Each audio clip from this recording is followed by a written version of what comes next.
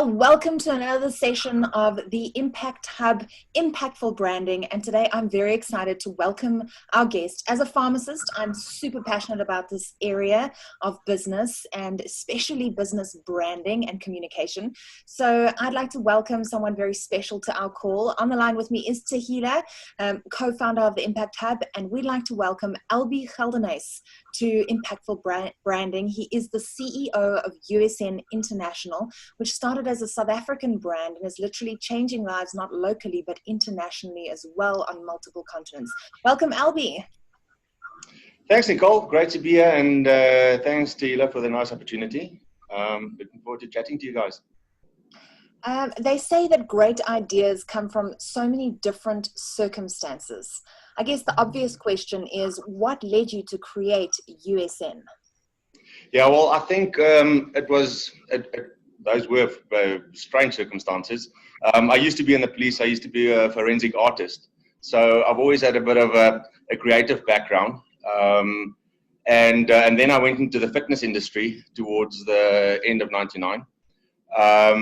And that's really when the creatine phase, you know, everyone using supplements. I'd like to staying in shape myself, educated myself about it. And then I just thought to myself, you know what, there's got to be an opportunity just to get hold of this creatine in bulk and just for myself and for my friends. So I approached the pharmaceutical company, got hold of a barrel of creatine, like 25 kgs of it. I sourced a packaging supply company, and I just went back home and just filled all these little containers, and I just, you know, sold it to my friends with a bit of a markup, never thinking I'm going to build a business out of it, because I mean, I had absolutely no business savvy.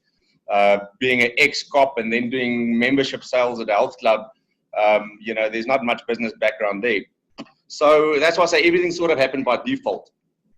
And then, I just got phone calls all day long about how to use creatine and, what to combine it with and how to train and so on. And I thought to myself, geez, this could become a little business. I don't know, and so I took the money that I made from selling the first batch, and I bought more creatine, and that's really where it started, in the kitchen. Wow. So so the idea developed from, let's say, a bit of a need, and then I suddenly needed to become a businessman, which took me a very long time. That is so beautiful to hear, Albe. We absolutely love these kind of stories that you actually come from such a different background to be a leader in an industry that was so different from where you started in. So Albe, in an article with CEO magazine, and I think Entrepreneur magazine before that, you spoke quite openly and incredibly, if I might say, that you've made quite a few mistakes along the way that have led you to get to where you are today. Can you talk us through some of those mistakes and what you've learned through them to create the growth you've created? Yeah, so fortunately, because I've come from a conservative background, being in the police, my last salary full month was like 1,800 rand. I never took big chances. So the mistakes I made were lots of. When I make a mistake, it's not a big mistake; it's a small mistake, but I fix it quickly. So I was never really, let's say, ballsy enough to make those big decisions to potentially make big mistakes. Obviously, I mean, there are just so many of mistakes, financial mistakes, maybe developing the wrong product in the wrong direction, going maybe in an industry that's not most suited for USN, taking on the sports drinks category, which is an animal in its own. There's all those little things that on the mistake side, I always just made sure that we did more things right than the mistakes we made. And fortunately, that's what brought us here where we're on right now. So, yeah, I mean, what would you recommend? You make mistakes all the time. It's just a matter of how quickly can you fix them. Right. I mean, you say how quickly can you fix them. What would you recommend to, our listeners if they've started something, it started off great. They got a, good drive, good growth experience at the beginning. And then they've noticed they've made some mistakes that maybe now, kind of restricted them from the business going forward. And a lot of people find themselves in, kind of a funk and they can't get back up. So, I mean, what would your suggestion be for them? Okay, well, firstly, I would always say never let a mistake demoralize you. And because that could very easily happen. Always know that tomorrow is another day. you learn from your mistakes. I know it's a cliche and everyone says it, but the reality is mistakes are often a good investment because you know what not to do again later. And you can also learn from other people's mistakes. So the reality is this: always back yourself in your abilities. You've gotten that far, whether it's 6 months into your business, 2 years into your business, you're always going to be making mistakes. Take that as a learning, bank it, and fix it. Because by fixing it, you obviously become stronger in whatever you do. So, Albe, I'm actually super excited to chat to you because I have a background not just in pharmacy, but in manufacturing as well for a nutraceutical company. So I know what it's like to literally order plastic containers, design labels, source the best products, but it's not always about having the best product. That's step one out of, I think, a 100-step process. And I guess the question to you is how, in this massive world of fitness, nutrition, and wellness, which has exploded in recent years, how do you stay relevant and how does your brand stay top of mind? All right, so you're 100% right. It's not just about the product, although the best quality and the best formulation, that goes without saying. All right, so once that box is ticked, then the next job is how do I communicate that to the customers? And how do I present it to the customers? Like you said, you get involved in the packaging as well. But there's just so much psychology and understanding what it is to make a consumer take a product from the shelf. And it's trying to figure that stuff out. But it also comes with a bit of time. You got to put yourself, you got to take emotion out of it, which is difficult when you build your own business and when you're developing a product. But you got to always take a step back, try and put yourself in the consumer's shoes and say to yourself, what would make me select that product off the shelf? And then you got to build trust. Obviously, trust isn't just a nice story to tell. Yes, 20 years ago, you could get very far with a print media ad, putting in an ad in a magazine and your product is sold. The times have changed. Yes. So how do we stay relevant? You keep on listening to your consumers, firstly, and you, on a daily basis, always make sure that you see what your customers respond to and build your business based on what they respond to on a daily basis. So that's a very fast feedback that you have to have your finger on the pulse all the time and then continually adjust. There cannot be a delay. There can be no delay between information and applying it to your strategy and your development of your products. Geez, I mean, you've been hands-on, from day one, which I think shows. I think when an owner is so involved with his product and the process of it, you can really see the love that you've had for this for all the years that you have been doing it. And I think one thing that stands out is that you very successfully have expanded into the global market, which is a massive milestone. For anyone in the business world, I think that is something that people definitely look up to and is a place that everyone wishes to get. Can you talk us through the process of growth? So everything from the pace to your timing and even the selection of the key markets that you've decided to enter within another country. I mean, everything is very different. As we know, we are quite an international panel here. How do you select the correct people to get involved with overseas? So obviously you got to start with your core. You be very aggressive where you start your business and do it as best as you possibly can. Learn as much as you can. Make your mistakes like we've just said, and then you sort of grow it outwards. And then so fortunately, quite early in establishing the business, my gut feel just said to me, South Africa is one day going to be too small for me to keep on growing.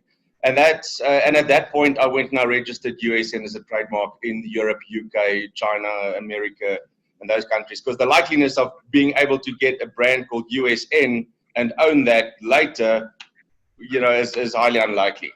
So all of the groundwork I did, fortunately, early enough. I always surrounded myself with people, that knows a lot more than me about law, finances, administration. Because I don't have the patience for either of those. So what I love is creativity. I love product development. So that's what I want to keep on doing.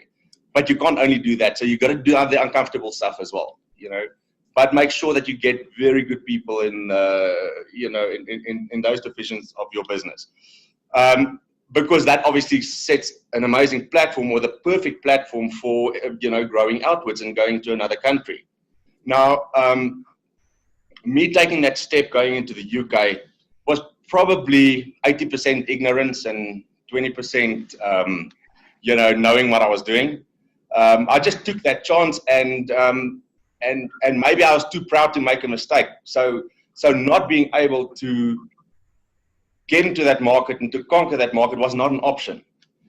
It was hell, because in 2009 I was at a ice cold pack house, warehouse, while everyone else in December was on beaches and holiday. And I was sitting there and I was just thinking to myself, why the hell did I ever get myself into trying to establish USN in the UK? But, again, if failure is not an option, if it really is not an option, you will make it work. And we did, fortunately. Blood, sweat, and tears, but we got it off the ground.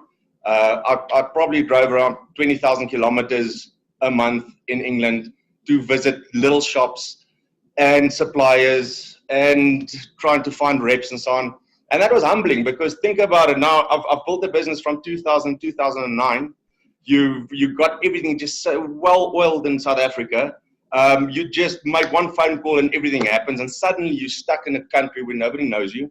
You hardly have a phone that works. You yourself need to pack orders in an ice cold pack house. You need to go and try and build relationships with suppliers who really doesn't take you seriously, because what's the chance you're going to make it work? And you got to go through that. And so going from an established business in your country and try and build it in another country is a very, very humbling experience, but you're not going to be able to do it if you don't go through that process. I absolutely love that you say that, and you're really walking us through this journey that, I don't think people see when they see the face of USN. It's always, strength, success, everything positive, which it is, and you really have put in all the hard work there. And I mean, exactly as you say, you go to different countries with such different mentality, different fitness. I mean, South Africa is very, very fitness focused. Other countries have very, different angles of that. Another thing that you do very, very well is, within your company, you create amazing growth. So I know a lot of people who have started to work for you as a rep end up as managers later on, and I don't know how it works really with all the branches, but have really stuck to the USN brand, which does say a lot about the company. So if I could just, in a way, you're saying to expand, you must know your strengths, what it is you can offer, have your finger on everything within the business, but trust your professionals when you hire them. So say, this is something that is not what I do. Someone else could do it much better. Let me hire them and listen to their advice.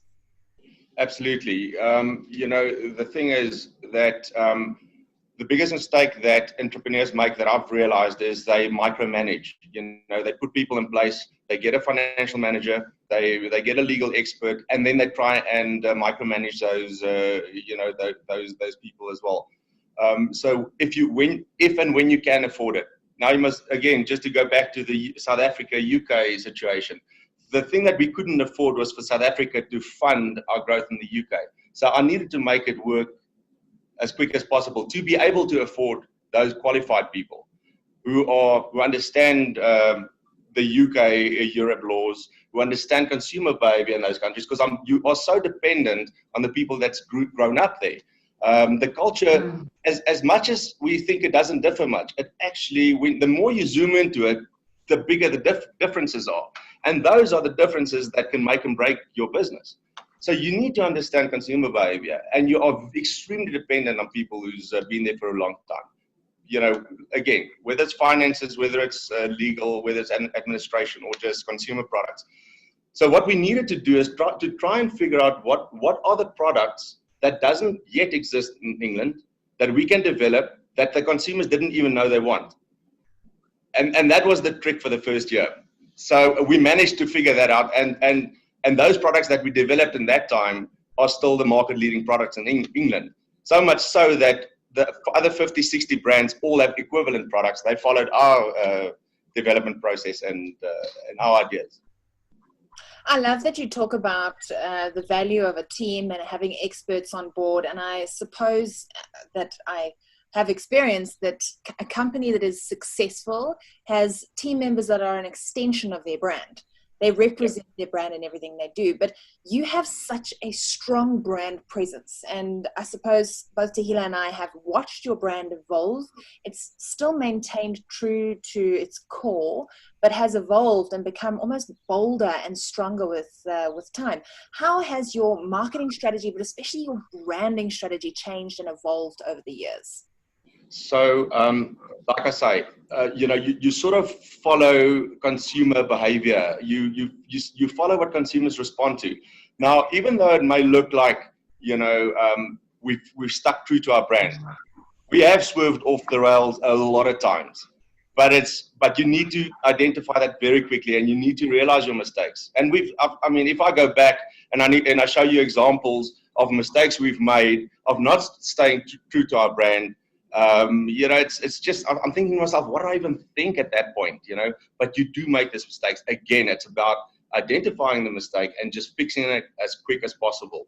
So eventually, when you keep on responding very quick, when you keep your finger on the pulse, you see what didn't work and you fix it as quick as possible. Eventually, the ship starts sailing in the right direction, and you keep on building a bigger and bigger and bigger ship. And then it's not a matter of just twisting and turning sideways. Whatever decision you're going to make now is going to have to be a long-term decision. But it comes over time. And also there may have been some of those chances that we took that may have not been too true to our brand that could have worked. Fortunately, it didn't. We were forced to stay stuck to the brand, and with what worked with USN is we created other brands as well. Because we needed to create some of our own competition. Now, obviously, I wouldn't want to tell everyone which other brands we own, but those brands were, extensions of USN. And unfortunately, they are very successful. But, obviously, my blood is blue, so it's always going to be USN at the forefront. Yeah, absolutely. Well, talking about a powerful brand and keeping your finger on lots of changes. I think social media has brought us the fastest changing marketing landscape we've ever seen. And I'm interested to know, because as a person who works in the social media and digital marketing space, how have you followed these changes, and what sort of spaces and platforms do you work in social media, and how do you make it work for your business? Yeah, so social media, I'm not the expert there. The value in social media is immense. There's no doubt about that. It's really like the example I used earlier. 20 years ago, you could put a print magazine ad in a couple of different magazines, and you see the sales shoot up of that specific product. It just does not work like that anymore. It's not as one-dimensional anymore, and it's now about. It's really now about talking to your audience, talking about your following, and making sure that you communicate through social media what they want to hear, and it shouldn't be for sales anymore. We just now realize that just does not work. So there's a lot of psychology in social media. So there's a lot of psychology in it, and again, that's I'm not the expert in it, but we employ those experts. And it's amazing what you can achieve through social media, and what businesses are built through it. Yes. I think a follow-on from this is I've seen that you have a very large and powerful Team USN, and it's an extension of your brand in terms of influencer marketing. How valuable is influencer marketing in your space? Yeah, that's obviously very important. That also establishes the trust in the brand. People would rather follow someone that they aspire to instead of following, obviously, the company itself. So it just shows how the dynamics have changed, how the marketing dynamics have changed, and how important it is to be, to be in tune with how the dynamics have changed. So fortunately we are on top of it. There's always room for improvement, and we're continuously working hard at improving that. And obviously, the other big value in social media is, of course, is immediate responses on what consumers like and what they don't like. So if you take it seriously and you really look at the detail, there's so much information that you can get from it in order to build your business and your brands. Absolutely. Albe, so, I mean, innovation has become the biggest buzzword, I'd say, that brands and businesses love to be using these days. You know, how do you intend on keeping USN at the top of the mind while still innovating and excelling? Yeah, so that, I mean, innovation is that's the heart of our business. Innovation is also, our innovation is quite dependent on resources and new technologies. What we do see is where the trends are going. So we're following the consumer trends. On-the-go type of nutrition is where a lot of the growth is going to come from.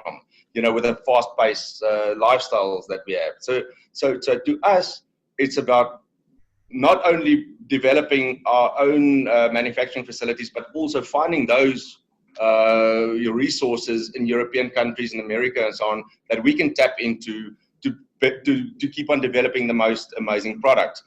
But yes, there's always a lot of great research available in our industry. So we're quite dependent on that research to keep on developing. But we do come up with so much of our own ideas that really work well. And again, you know, not everything that you do is going to work. You know, you're going to have those products that you think, you know, yeah, that's got to just work so well. And then it doesn't. You know, we had a product developed as an example. We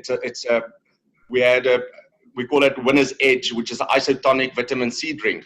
Now, we didn't develop that at all, you know, for immune really. It was for sports people. Well, I mean, for this immune situation that we got now, it was for sports people that needed an RTD that's sealed, and we developed it for the rugby sevens since the beginning of last year. So, and just before lockdown happened, we realized, like, here's an opportunity that we can take everything that we've developed in that product and we can turn it into something that's specific for immune building. And from that came Vita C 1000 and Vita C 500, which is the isotonic vitamin C drink. So innovation isn't, there's just so much that we work on sometimes that you eventually become something completely different. You know, but you've always got a lot of innovation in your stable that you can tap into. So that's just an example of being creative. You know, and actually having something that's relevant in a time of desperation or something even. Well, I really love that approach, because that is what you were talking about earlier with not being emotionally tied to your business, where a product might have been your biggest passion for 6 months and ends up being something completely different, and to allow that process to adapt and evolve and to be adaptable to get the best out of the process, and not maybe the original idea that you might have had. Yeah. I also wanted to ask you another question. I have heard it said that coming out of the season we've just been in, I know Tehilah wants to touch on that a little bit, but the people that will emerge from the season stronger are those that are collaborating and innovating. We know that you guys are at the forefront of innovation in your arena. How important is collaboration and relationship building in your space as a brand? Yeah, no, it is very important. You know, it's when times are tough and in times of adversity, that's when teamwork really you know, comes to play, and that's when you can really get growth. And what my example that I always use is, when you got deep roots, you know, the biggest storm is not you know, yes, you're going to lose your leaves and you're going to lose all your fruit and stuff like that, but the tree is going to stand, and when the sun shines, when it rains again, then, you know, you're going to bear the leaves and fruit again. So in that regard, collaboration is extremely important. I mean, we're fortunate to have collaborated with brands like Nestle, where we use some of their chocolate bars and we incorporate it into our flavors. That's just to keep things exciting, you know, because, you know, when whey proteins become whey protein, what is going to make you stand out? You know, and those type of collaborations. Now that's a fun collaboration, and then you get the collaborations where it's a necessity to stay alive and get through difficult times. Yeah. then it's really your partnership with your retailers, and if you build very strong relationships with your suppliers and your retailers, then when times are really tough, that's when you're going to reap the most rewards. That's awesome. And I know, you have a speckled egg, am I right? Flavored protein shake. It's my favorite. we got speckled eggs, we've got Tex, we've got Bar One, we've got chocolate log that's coming soon. We've got peppermint crisp from Nestle. So we got all of those. I think Nicole and I would love to be on the tasting committee. You're most welcome. The more people on the panel, this will pass. the more the more credible lab rats on our panel, the better.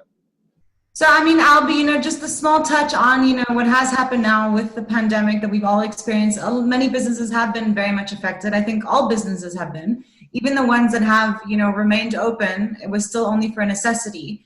Have you been heavily impacted? What was the story with USN and our guys? Did you come up with new strategies now due to what is your post-pandemic strategy for USN with how you have hit, if you have? Okay, so firstly, yes, the COVID really hit the UK and Europe hard first. So fortunately, we've got very strong financial systems. We're very, very close to the numbers, and we've got very good relationships with our retailers. So we could anticipate what was coming, and we could put measures in place. So the first full month of lockdown in England, our turnover dropped dramatically. We budgeted to only do about 35% of the sales the first full month, which is a 65% drop. We did about 5% more than that. But because we have adapted, we've got variable costs in the business, and and we took a lot of costs out of the business. Marketing, obviously, we had to cut back on. We've survived through the very difficult time. Yeah, we had losses, but we budgeted for those losses. And then it came to South Africa. The first full month in South Africa was also we dropped about half of the turnover than what we originally budgeted. We're now getting back on track. Yes, we're still in the red with regards to bottom line. But the last thing we want to do now is to get rid of staff, good people, and so on. So we'd rather work hard through the storm, try and finance the losses as much as we possibly can. But the measures that we put in place is showing good results now. So yes, it's losses, but we've got a lot more to be thankful for than other industries like the restaurants and so on.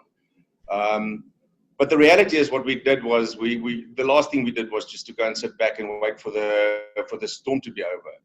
Most of the hard work happened during the storm. So so when everything quiets down and so on, we're going to get the benefits of it. There's no doubt about that. And during this time, it gave us an opportunity to be very innovative and to launch products that we believe are going to be the type of products that people are going to be buying when this quiet storm is over.